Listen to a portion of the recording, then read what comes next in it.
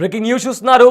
ఇందాక రీసెంట్గా కొన్ని నిమిషాల ముందు కొన్ని గంటల ముందు కూడా ఇరాన్ ఇజ్రాయెల్ పైన భీకర దాడి చేసింది.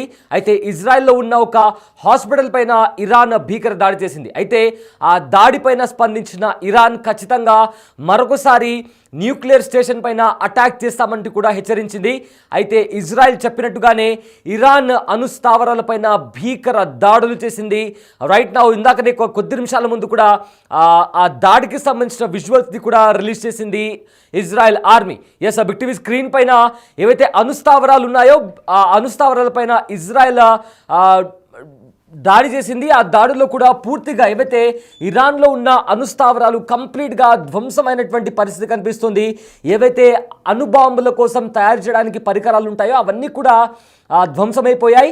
అయితే ఏదైతే ఇజ్రాయెల్ చెప్తూ వస్తుందో ఖచ్చితంగా ఇరాన్ అణుస్థావరాలపైన మరోసారి దాడి చేస్తామని చెప్తూ వస్తుందో ఆ అణుస్థావరాలపైన చెప్పినట్టుగానే ఇజ్రాయెల్ దాడి చేసింది. అయితే ఈ దాడిలో అణు కేంద్రం అంతా కూడా పూర్తిగా ధ్వంసమైపోయింది. అయితే అణు ఆయుధాల కోసం తయారీకి వినియోగించే పరికరాలు కూడా పూర్తిగా ధ్వంసమయ్యాయి. అయితే ఇజ్రాయెల్ దాడిని ఇరాన్ సైన్యం ఏమాత్రం తట్టుకోలేకపోయింది.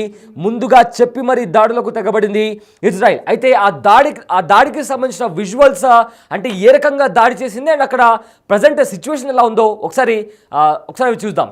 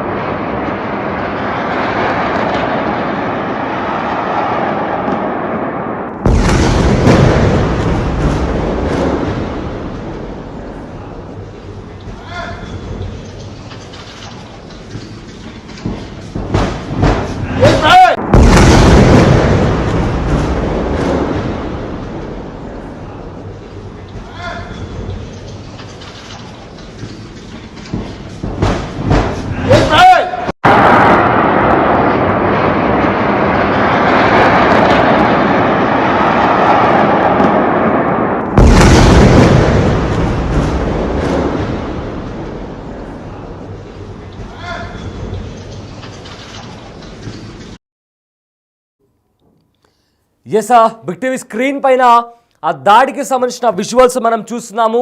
ఏదైతే అణు ఆయుధాలు తయారు చేసే అంటే న్యూక్లియర్ వెపన్స్ తయారు చేసే ప్రదేశం ఏదైతే ఉంటుందో అక్కడ ఇజ్రాయెల్ భీకర దాడి చేసింది. ఆ దాడిలో ఆ ప్రాంతం అంతా కూడా ధ్వంసమైపోయింది.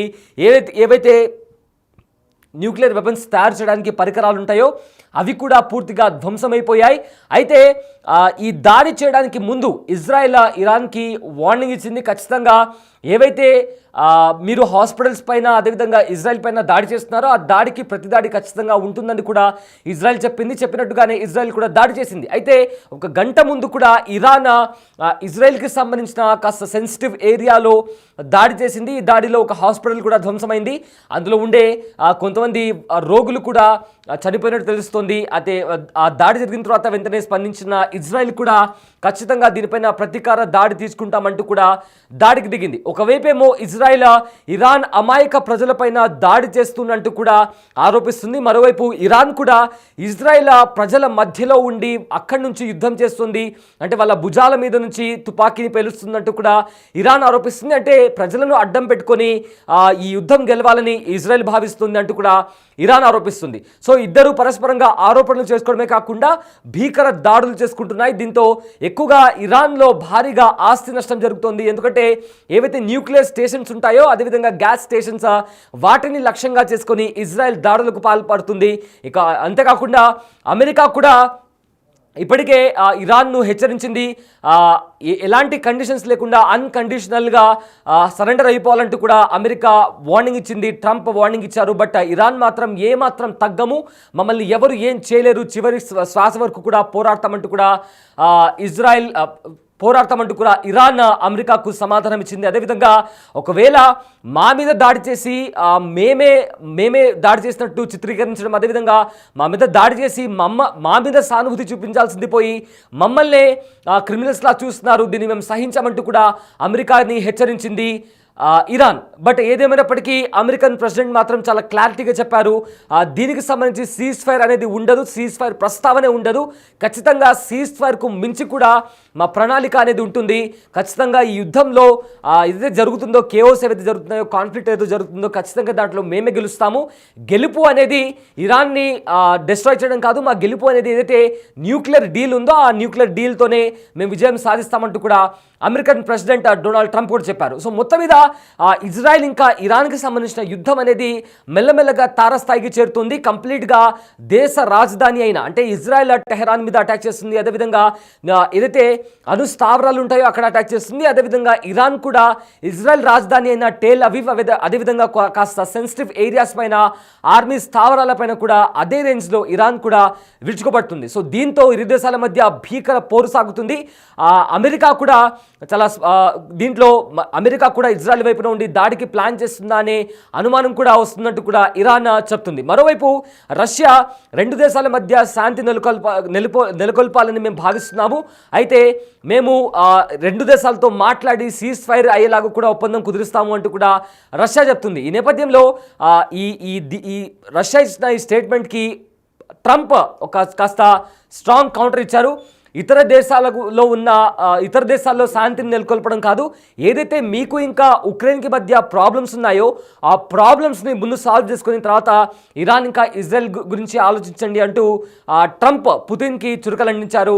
సో మొత్తం మీద ఈ యుద్ధం మెల్లమెల్లగా ఇతర దేశాలకు పాకుతుంది, ఎందుకంటే ఇప్పటికే ఇరాన్ సుప్రీం లీడర్ అయతుల్లా ఖొమైనీతో పాటు ట్రంప్కి మధ్య డైలాగ్ వార్ నడిచింది ట్విట్టర్లో, అదేవిధంగా ఇప్పుడు రష్యా ఇన్వాల్వ్ అయిన పరిస్థితి కనిపిస్తుంది. దీంతో రష్యా ఇంకా అదే రష్యా అధ్యక్షుడు పుటిన్ ఇంకా అమెరికన్ అధ్యక్షుడు ట్రంప్ మధ్య కూడా కాస్త సోషల్ మీడియాలో కూడా డైలాగ్ వార్ నడిచింది. అండ్ ఆల్సో ఇరాన్కి చైనా సీక్రెట్గా మద్దతు తెలుపుతుందని అంటూ కూడా కొన్ని వార్తలు బయటకు వస్తున్నాయి. దీంతో ఏ క్షణం ఏం జరుగుతుంది, ఈ యుద్ధం ఎలాంటి మలుపు తీసుకుంటుందో అంటూ కూడా చాలామంది కూడా చెప్తున్నారు. ప్రజెంట్ అయితే బిగ్ టీవీ స్క్రీన్ పైన మీరు ఒక బ్లూ ప్రింట్ కనిపిస్తుంది. అయితే ఈ బ్లూ ప్రింట్లో ఇరాన్ మిలిటరీకి సంబంధించి కూడా ఎలాంటి ఒక వీడియో రిలీజ్ చేసింది Iran military, the underground military base at Soroka hospital. Iran first నుంచి కూడా చెప్తూ వస్తుంది ఇజ్రాయెల్ ప్రజల మధ్యలో ఉండి దాడులకు పాల్పడుతుందంటూ కూడా ఇరాన్ చెప్తూ వస్తుంది. ఏదైతే చెప్పిందో దానికి సంబంధించి కూడా ఒక ప్రూఫ్ని రిలీజ్ చేసింది ఇరాన్.